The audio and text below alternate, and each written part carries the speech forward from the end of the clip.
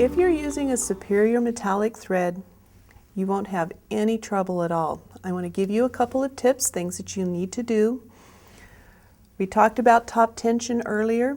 With your decorative threads, you always want to drop your top tension down to 1. Sometimes you need to go a little bit lower, sometimes a little bit higher.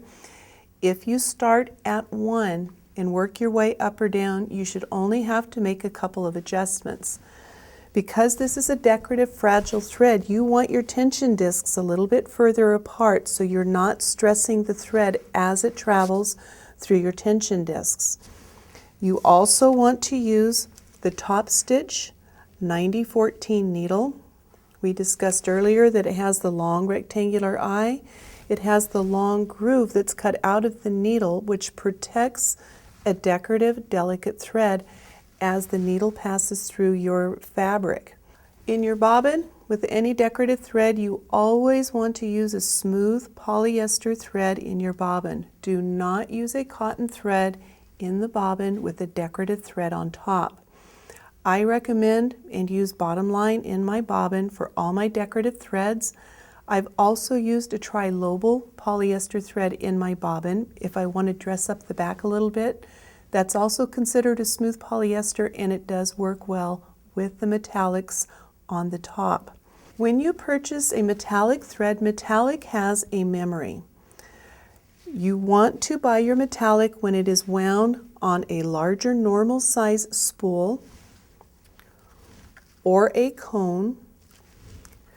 The very large cone, 5,500 yards, is for the embroiderers or the long armers.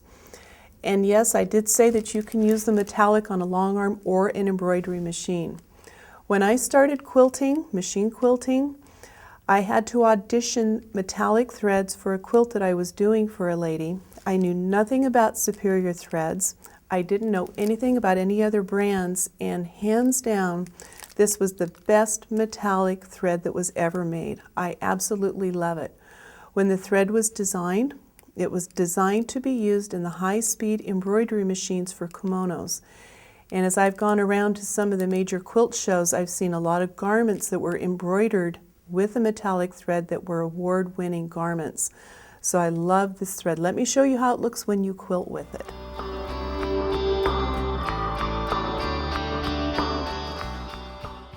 In past demos, I've shown you again how to do the banana feather on the back of a normal feather.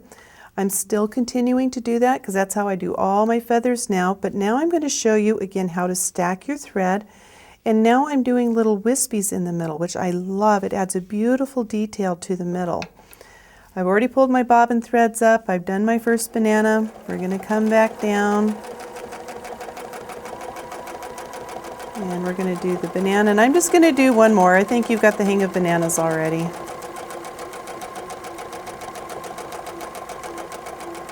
So I'm down at my spine. I'm going to travel all the way back down my spine, and we're stacking that thread. Now I'm going to come up and make this little wispy, and I'm intentionally missing my lines. I'm taking my thread all the way back down to the bottom. I'm going to come back up.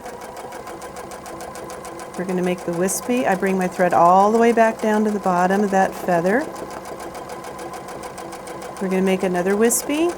See, I go back to the bottom of the feather, and we'll do one more.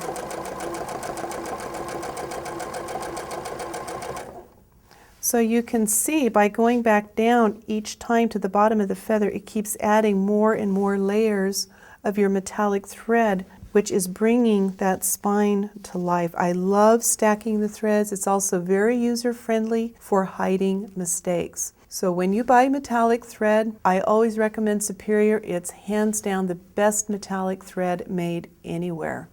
Look for it on a normal size spool, on a cone, or for the long arm, or embroiderers, get it on the 5,500 yard cones.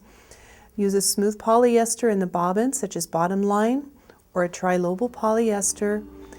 Drop your top tension to 1 and use your top stitch 90-14 needle.